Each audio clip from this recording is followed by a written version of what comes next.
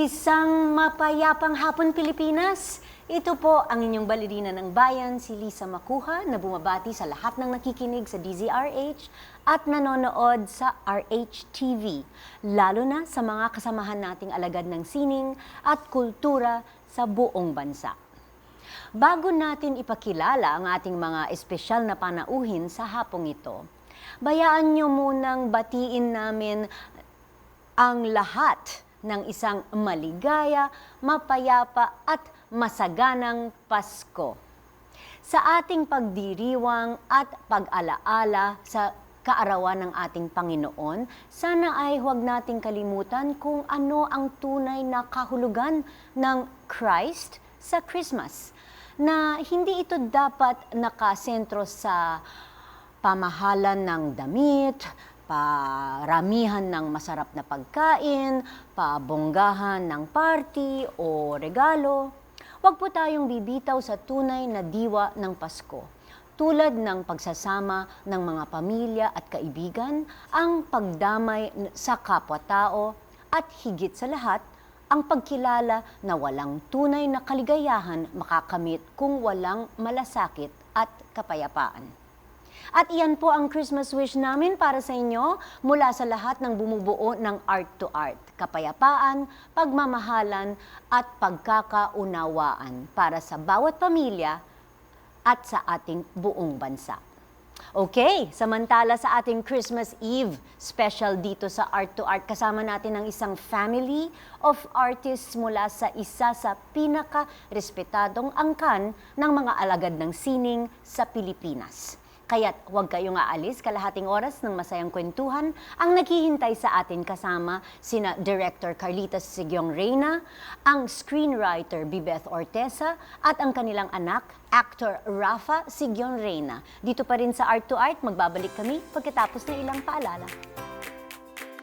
Bilang direktor, si Siguion Reyna ay nakatanggap na ng 10 Best Director Awards mula sa iba't ibang award-giving bodies sa Pilipinas. Dahil dito, pinarangalan siya bilang isa sa mga awardees ng The Outstanding Young Filipinos o TOYF para sa larangan ng sining noong 1995. Nagtapos siya ng Master of Fine Arts in Film mula sa New York University Tisch School of the Arts at ng AB in Interdisciplinary Studies mula sa Ateneo de Manila University. 3 termino siyang nagsilbi bilang Pangulo ng Directors Guild of the Philippines Incorporated, kung saan isa siyang founding member at naging founding member din ng nagkakaisang manggagawa ng pelikulang Pilipino. Bukod dito, tumulong siya sa pagsulat at pagsulong ng batas na nagtaguyod ng Film Development Council of the Philippines. Samantala, si Bibeth Orteza naman ay isang tanyag na manunulat, producer, direktor at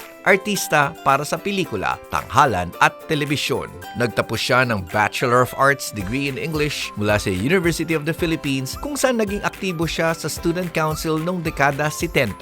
Naging miyembro din siya ng UP Writers Club, Philippine Collegian, UP Mobile Theater at UP Repertory Company, kung saan siya naging chairman at founding member. Una siyang sumikat bilang isang aktres, komedyante at TV host, hanggang mabigyan ng pagkakataong magsulat ng pelikula para sa tanyag na direktor na si Lino Broca. Mula dito, nagpatuloy ang pag-angat ng kanyang pangalan bilang screenwriter at tumanggap ng di-iilang premyo at karangalan sa loob at labas ng Pilipinas. Bukod pa sa pagiging direktor sa telebisyon, naging kasapi siya ng Film Ratings Board sa ilalim ng Film Development Council of the Philippines at naging miyembro ng UP Board of Regents mula 2010 hanggang 2012. Miyembro din siya ng Movie and Television Review and Classification Board o MTRCB mula pa noong 2013.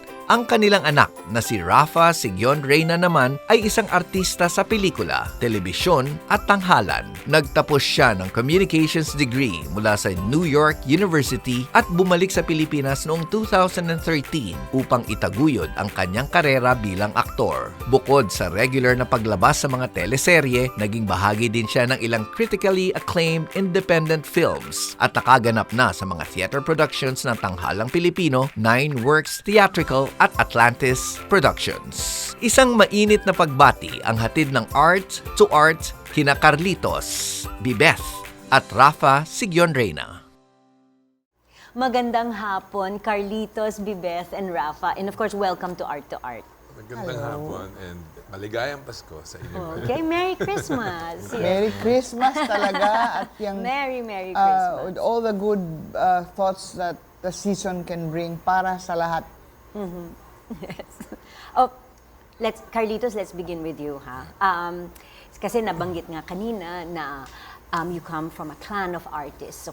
Of course, the most famous, arguably though, is the I'm sure may arguments in your family. Your mom, Armida Siguion Reyna.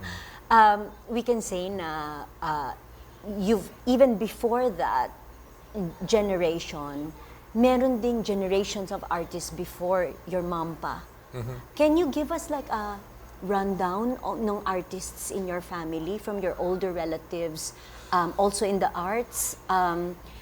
Yeah, just very short. Kasi we only have a 30-minute program, so. The earliest one that I am aware of was a grandmother or a great, I don't know how many, sometime in the 30s or 40s. But she was Carmen Concha. She was a film director. And then The first woman director. yeah, the first woman director that I'm aware of in the Philippines. And then it was after that my only memory. We have some relative also. His name is Libornio. He was a Filipino, and then he took ship to South America, and then he based himself na in Chile, I think. Peru. Peru. Okay, Peru. So, and then and then he's a musician. I think conductor yata siya. And then he also did some. He made one of those military. It's a famous thing in Peru, a famous piece. I think for the Peruvian national anthem. Is that the one? Yeah. I'm not sure. Actually, I'm not even sure. Okay. But he did something that and then he has I think there's a statue of him somewhere in Peru. Oh, you know. wow. And I just got this story kasi from my relatives, no. But his name is Libornio or Livornio. And then so may nag-ano na siya, settled down, and tapos after that it was my lola, Purita Ponce Enrile. She was a singer. She also, and then she became a producer. She was an opera singer, and she became a producer of operas. Then after that it was my mother, Armida, and my aunt, Irma Ponce Enrile Potenciano, opera singers pareho sila. And then my mother in 1970 moved to traditional Philippine music, starting Aawitan Kita then. And then my uncle Chito Ponce Enrile was a sort of jazz, or that, that kind of it's not classical music, but he was singing mga swing, jazz, that sort of thing. Okay, and in the in-law side, I'm sure there's also a host of artists there, no? Vicente Liwanag was also I think my grandmother Purita Ponce Enrile, she was a Liwanag. She was related to Vicente Liwanag, who was an actor, a comedian in movies. And I think movies. Maybe he was also doing some stage show. Yeah, he could was, have been, but alam ko he was in the movies. And I when I was growing up, I could see some of the movies that he featured in. And then my niece and inaanak, Chris Villonco. She's of course currently she's performing then in musical theater and in some films and television. And of course, your family. What was it like growing up na ganon, with your family and extended family all in the arts? Did that influence you, of course? I suppose it did, no? I mean, I didn't, it was pretty much, to me, it's just like any, I had no other, I guess it's just, music was being discussed in the dinner table often. And my father naman's a lawyer, so, and he doesn't, he doesn't really bring his work back home, no? It was my mother, kasi marami siyang kwento about rehearsals and mga tampuhan ng mga singers, mga ganyan. And, it's just, so it was very, I would attend a lot of the opera rehearsals, I remember. And that kind of like, it got to me parang what attracted me to, I think, film later on was, from the beginning I've always heard stories, and I would attend rehearsals in opera, and I really love the magic of the, stage. Parang I would see a scene, ganyan, and in the rehearsal break, like the dress rehearsal, I would go on there and look around and see how did they put up these lights and the lights and ganyan. And then one time I was walking back down to the and this is Meralco, I think, or CCP. I was walking down to the audience because they were starting the second act. And then the conductors go, and then I without looking back, I ran away, because and then the flat came crashing down where I was. I was about, siguro, must have been about 10, 12 years old. So I was just, and then my, mother was just, freaking out. At kamusta But naman it was, ang Pasko sa inyong bahay? Noche Buena, the whole extended family, Ponce and Rile. Was it also like yung may kantahan, may sayawan, may program, may Christmas program? Wala. I think we just have a raffle. May raffle, okay. But maybe there were some parties in the past, I can't remember na that maybe there was some singing when we were kids, siguro. But I can't remember. Okay. So, let's jump. Rafa, Hi. na-influensya ka ba ng mga magulang mo to go into acting and become an actor? Yeah, I Professional guess actor? kasi I graduated college in 2013. And when I was finishing, I was thinking, what am I gonna do with my life? What do I know how to do? So I ended up naturally going towards like becoming. I started out as a dancer actually. I was a hip hop dancer. Oh, And okay. That's what I was really passionate about around the time. But then when it was time to get a job, I was like, I feel like I could be an actor because I have people who can help me and learn from. So that's how I started acting. When I came home, I did Grease. That's how it started for me. And so your first love now is musical theater, is that it? I just like to act. I love to act. Just to act. Most of the work I've been taking these days is mostly acting related, but I really enjoy. I get good help. Right? And then my mom was so annoying, but I love her. The mother of Rafa Siguion. Gusto ko yung mga, syempre friends ko kayo sa Facebook na. Gusto ko yung inyong mga sagutan sa Facebook eh. So public pag nagagalit sa akin. She has to put it on Facebook. It's Christmas. It's Christmas. Merry Christmas, Bebeth. Okay. Bebeth, para sa mga hindi nakakaalam, I've known you for the last 30 years. So, can you concisely give us a rundown of how you first met Carlitos? Paano paano ang inyong abridged life story, love story, life story? I remember the first time that Carlitos brought me home was kasi I was his mother's writer. Awitan Kita. I first started to write Awitan Kita 1975. I was fresh out of college.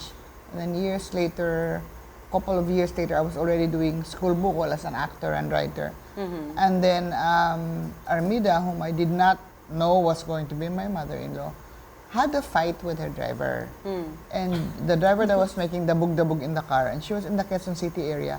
So she goes to my taping of school bukol one night, and then she said, Bibet, sabi niya gano'n, inaway ko yung driver ko, nagdadabog sa akin, sabi niya gano'n, samahan mo muna ako, hatid niyo ako sa Forbes, tapos papahatid kita pag uwi.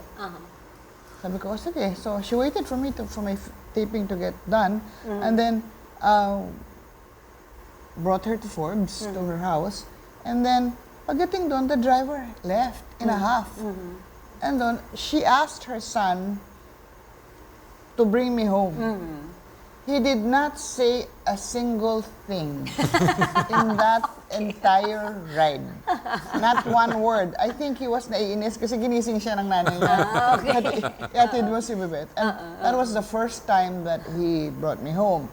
Then years later, then I was in New York. I lived in New York, and he was a student there in film school. And then we were always together, and then I was writing his script for his thesis film. And then Sumachancing. hindi ko sinachansingan ang tatay mo. Ano ba? And then, okay. It's Christmas. It's Christmas. And then, so, okay, to make story short, Tita Irma is there, and then she's going back to the West Coast, biglaan. She gives Carlitos 2 tickets to an opera. False stuff. I remember. False stuff. And then it was like, I think we were beginning to like each other now, but he wanted first to make sure if I could get into the classical music mode of his life, you know. But that was my first time to set foot inside the Met, no? So I said, what do I wear?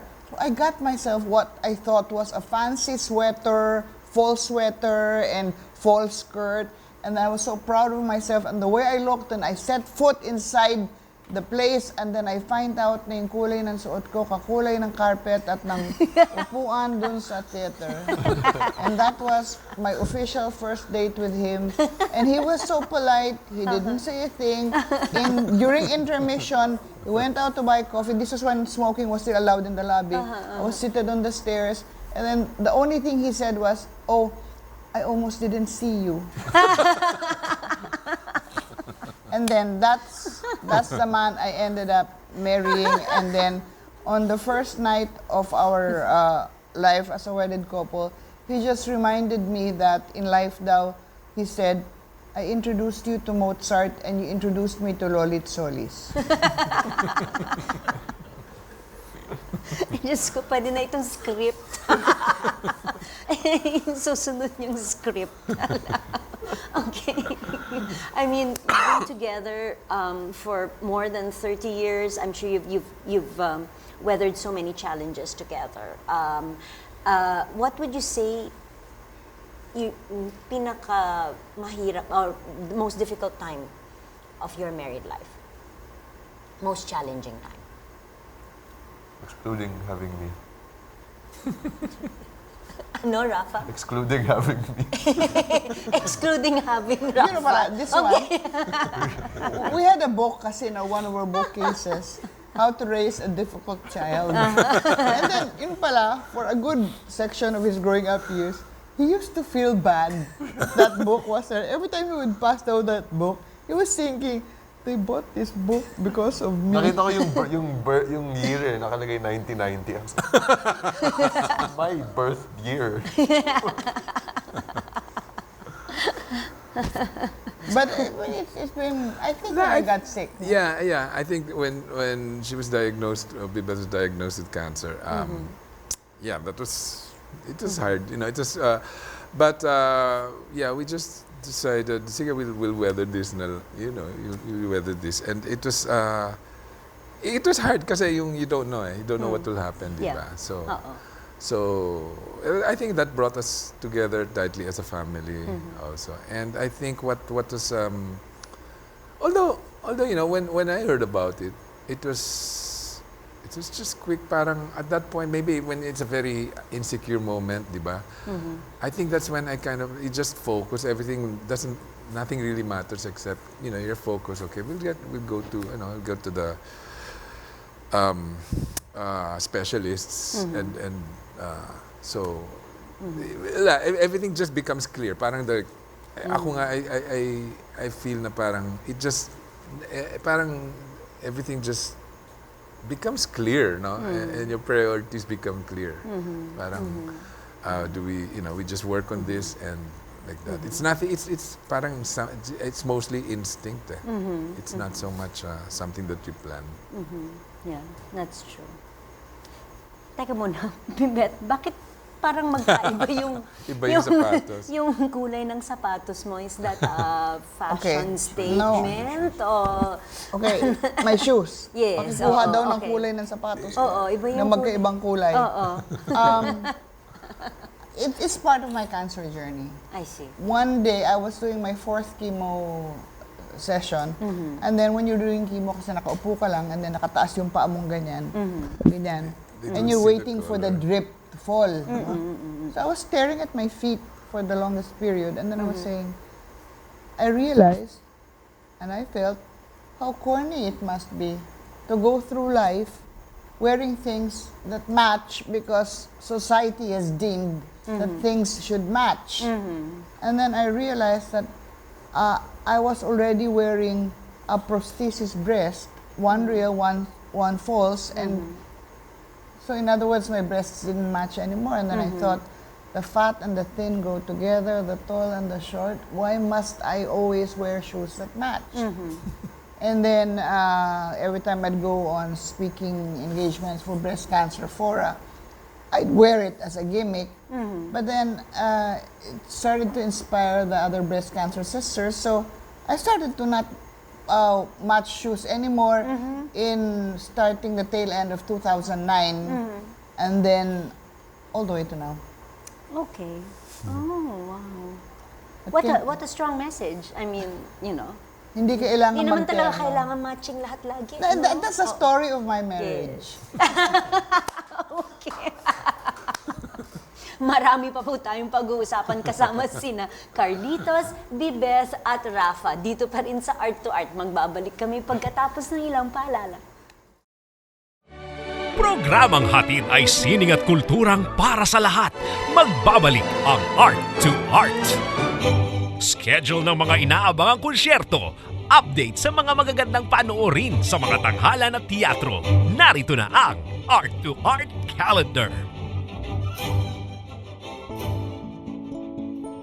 Narito ang ating arts calendar sa sining biswal bilang pagtatapos ng 2017. Inihahandog ng Silver Lens Gallery ang dalawang solo exhibition. Ang una ay kay Nicole Coson at pinamagatang Camouflage, kung saan tampok ang 9 na large-scale works na resulta ng monotype printmaking. Ang pangalawa ay kay Lou Lim at pinamagatang Horizon. Lumikha si Lim ng 7 by 12 feet na landscape painting gamit ang pre-mixed oil paints na inilapat sa kakaibang pamamaraan. Makikita ang dalawang exhibit hanggang January 6, 2018. Ang Silver Lens Gallery ay matatagpuan sa number 2263 Don Chino Roses Avenue Extension, Makati City. Para sa karagdagang detalye, mag-email info@silverlensgalleries.com. Samantala, patuloy na inihahandog ng Altromondo Arte Contemporanea ang Pasko Noon at Ngayon. Isang solo exhibition ng mga bagong obra ng realist painter na si June Impas. Tampok ang makukulay niyang larawan ng mga sari-saring tradisyong Pilipino tuwing Pasko. Makikita ang exhibit hanggang January 7, 2018. Ang Altromondo Arte Contemporanea ay matatagpuan sa 3rd level ng Greenbelt 5, Ayala Center, Makati City. Para sa karagdagang detalye, tumawag 501-3270. Mag-email sa info@altromondo.ph o bumisita sa website altromondo.ph.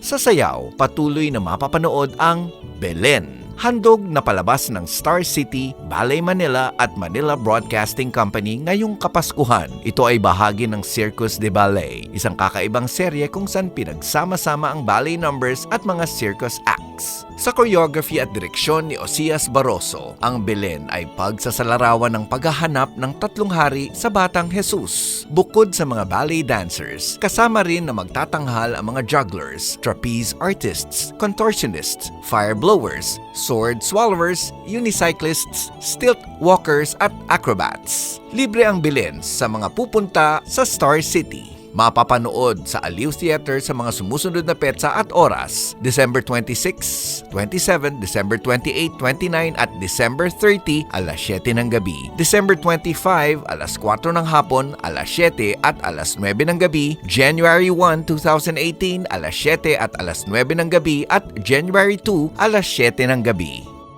Usapang sining at kultura para sa lahat. Kasama ang balerina ng bayan, si Lisa Macuja. Art2art.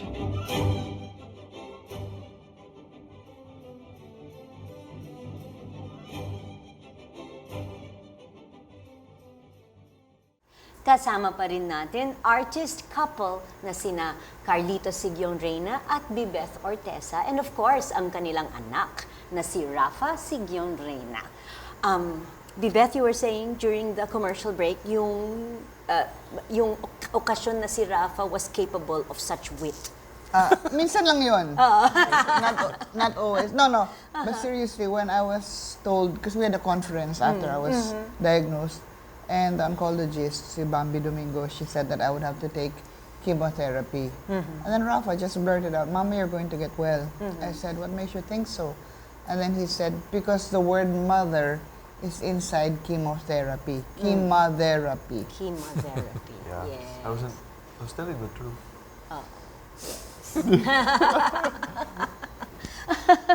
Okay. So, at one point, at any given point in your careers, have you worked on one project na kayong tatlo all together? What was that? Yeah, we worked together in Hari ng Tondo. This is the latest film I did back in 2014 for Cinemalaya.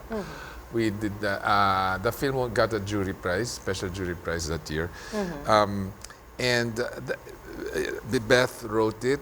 I directed it. Rafa acted, did the supporting role in it.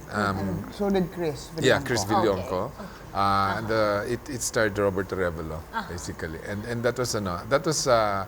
kamusta naman yun? How was that?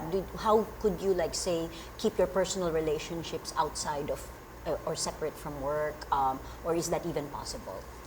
Yeah, I think no, kasi naman we're even at home. I mean, when it's work mode, talaga we're professionals to each other. We work together. I mean, we would meet together on the in the writing stage. She would write the script, of course, but basically we would consult each other on that. And then while I'm also directing, ganon. And then see Rafa. I mean, of course, he'd be in the house. He'd be hearing all of these discussions. And then,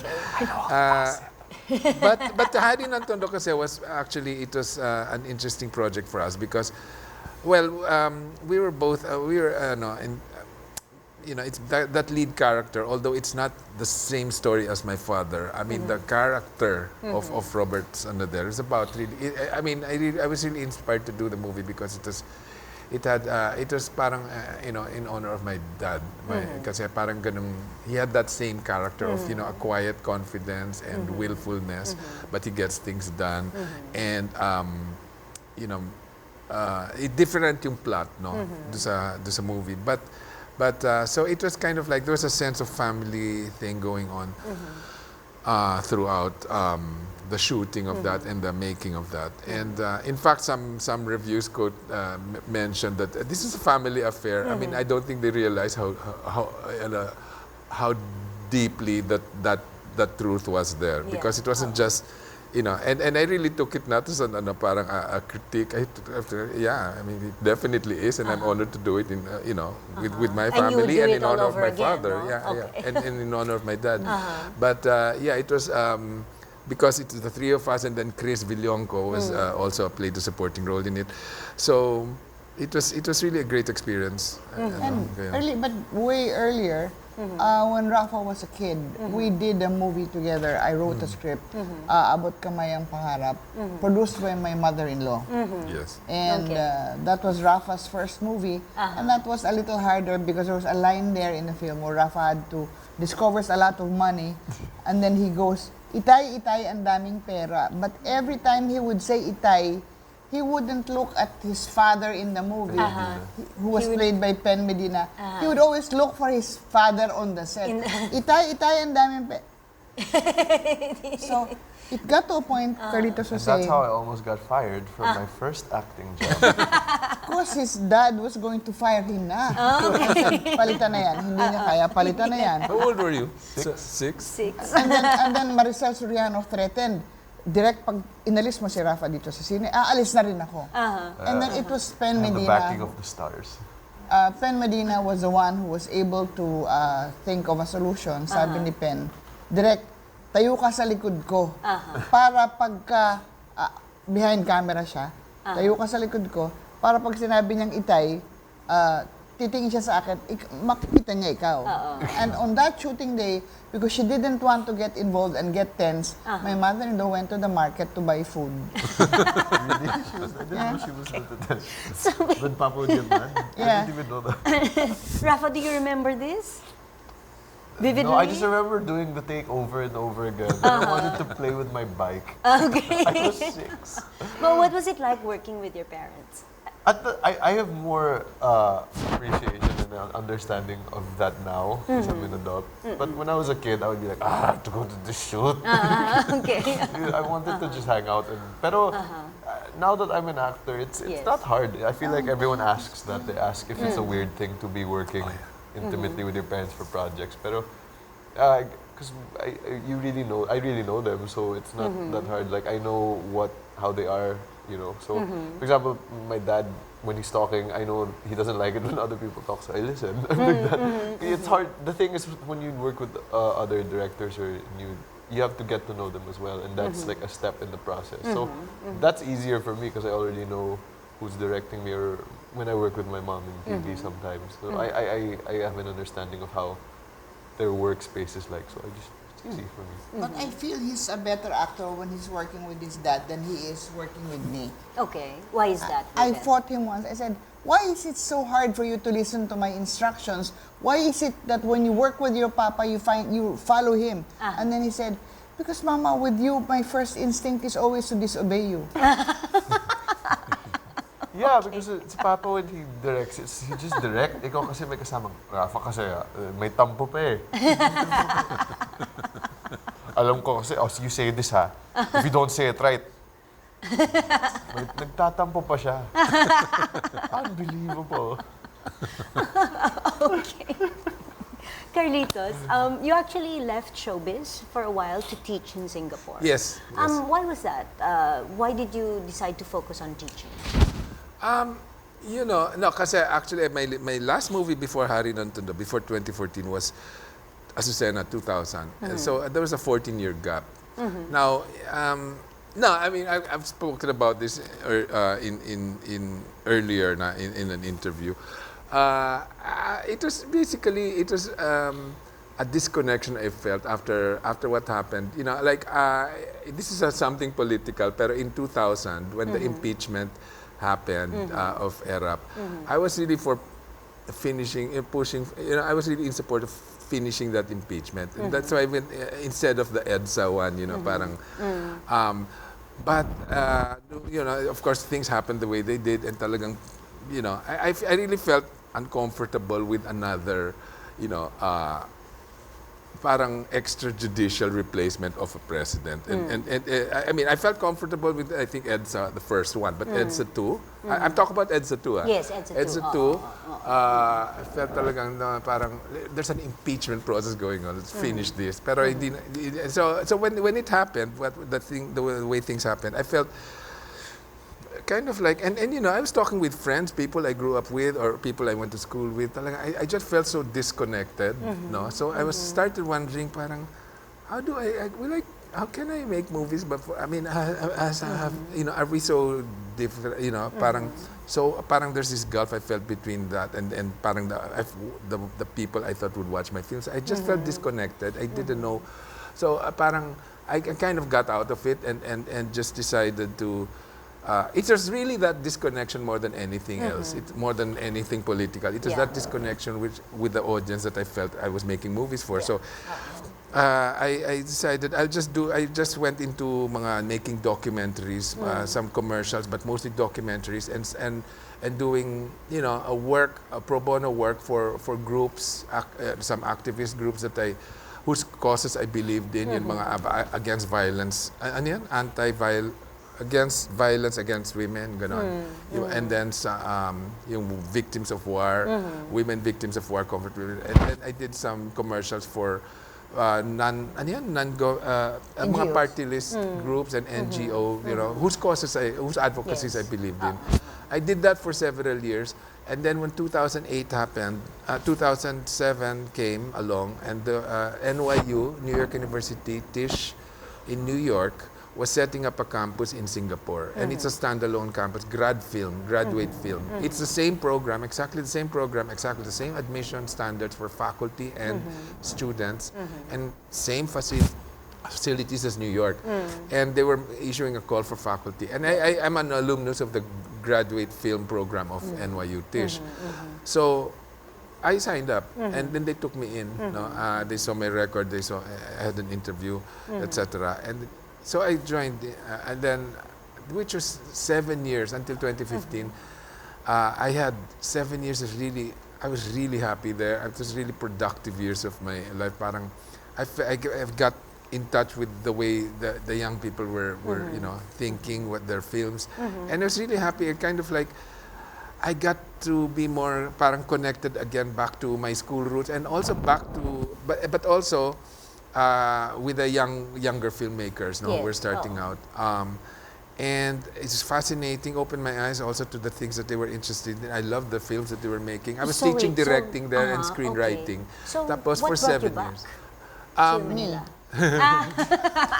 Yes. So it was Love that after answer. 7 years, kasi natapos na yung contract ng NYU and the Singapore government. So they closed the campus down in 2015. I was the last contract renewal. And then, so I came back in 2015, but I continue right now to advise these students by Skype. You know, in New York, parang we have thesis reviews. I participate in that pa. So it was that's what happened. That's what brought me back. Okay. When he was in Singapore, people would ask me, the regular interviews for the Valentine's Day issues, and then they would say, Beth, why do you have a happy marriage? And I'd always say, because I live in Manila and my husband lives in Singapore. That's The happiest years of my marriage. Would When you he was agree, there- Rafa? I was a senior in high school, so we could have parties because Dad wasn't home. No, I'm kidding. So ganun. Okay. Well, before we run out of time, what are your current projects? And of course, what are the projects that are you most excited about in 2018? I'm currently shooting for Goyo, Ang Batang General, which is the sequel to General Luna. So I'm excited about that. I'm excited because I've never been part of a film of its scale. So actually every day when we're shooting, I'm just staring at how big everything is. So I really can't wait for that to come out. And I was a big fan of the first film, so I'm happy that that's underway. Okay. Bibet? We have 3 movie projects in the planning stage. We've already met about over 2 of these 3 projects, and then it could be 3 or 4 movies, and I hope that it gets done. So I don't want to preempt, so I can't come up with names yet for the casting, but there's a lot of work to be done next year. So excited. And you have several TV shows. Yeah, and I have a TV show with Vic Soto and Ay de las Alas, Bossing and I. So that keeps me busy, and I'm with the MTRCB. Yeah, well, busy. Yes. Yeah, okay. And excited. That's good. Busy and excited. Okay, Carlitos? Yeah, aside from the movies that Bibeth was talking about, hopefully that they get done next year. I'm currently ongoing supervising and closely supervising, working with ABS-CBN, the restoration group, and with Central Digital Lab. We're restoring the library, about 7 films of Reyna films. We've restored Hintayin Kita sa Langit, and it was aired earlier this year. We've restored Ligaya just recently. Ligaya ang itawag mo sa akin. It was screened just about 2 weeks ago. And then ongoing right now, we're finishing the restoration of Ikaw Pa Lang Ang Minahal. And then there are 4 other titles after that. Tapos, and then I'm working on a project with a parang a musicians group, opera singers, and in a kind of like a staged concert of several excerpts from operas in a 1 hour, 1 actor, as a second half of a larger show. So after that, I'm thinking of, we all had also talked about doing a full-length staging, a full-length production of Pagliacci opera. But that's probably later down the year. So ganun. No, so I actually love how you've combined your love for classical music with your Thank you. in your career, and so I never maybe lost the try- taste for it. Yes, of Yeah, course. I never of course. lost it. You It don't. is- You yeah. don't. No, And no. even I kind of get, I get inspired by it also when I do the other projects in TV or film. Parang, it's just the sense of form in classical, the formalism in it. Parang, it helps me. It helps me organize also for the other projects. And your Christmas wish for our country this Christmas. I'm going to cry. Don't ask me na lang. Less traffic. Less traffic. Less traffic, happy ka na. Yeah, less traffic. Ako, I wish that the country's kind of divided. The population is divided. And I'm seeing this from Facebook, I'm seeing this from social media, and also in the news. So I'm hoping talaga na, I mean, kanya-kanya naman tayong mga, kanya-kanya tayong mga, we have our own visions for the country, our own, how the country would be, how the country would be led and stuff. So I just wish all the best and to the country, and for our leaders, for our people to kind of like find some common values rather than push for separate values. Yes. Find some common values to rally around. And ako, I'll just read from one of the best speeches ever given in connection with the best National Book Awards in America, Okay. given by Annie Proulx. And then she said, "Yet somehow the old discredited values and longings persist. We still have tender feelings for such outmoded notions as truth, respect for others, personal honor, justice, equitable sharing. We still hope for a happy ending. We still believe that we can save ourselves and our damaged earth, an indescribably difficult task as we discover that the web of life is far more mysteriously complex than we thought and subtly entangled with factors that we cannot even recognize. But we keep on trying because there's nothing else to do." That's my Christmas And thought. may we all try very, very hard. Thank you for having us here. Maraming salamat. Maraming salamat, Ang Lisa. pamilyang Siguion Reyna, maraming salamat. And of course, Merry Christmas to everyone. Merry Christmas. Hanggang sa susunod na linggo, samahan ninyo kami ulit dito sa Art2art, kung saan ang usapang sining at kultura ay para sa lahat. Ito po ang inyong balerina ng bayan, Lisa Macuja, nagpupugay sa artistang Pilipino.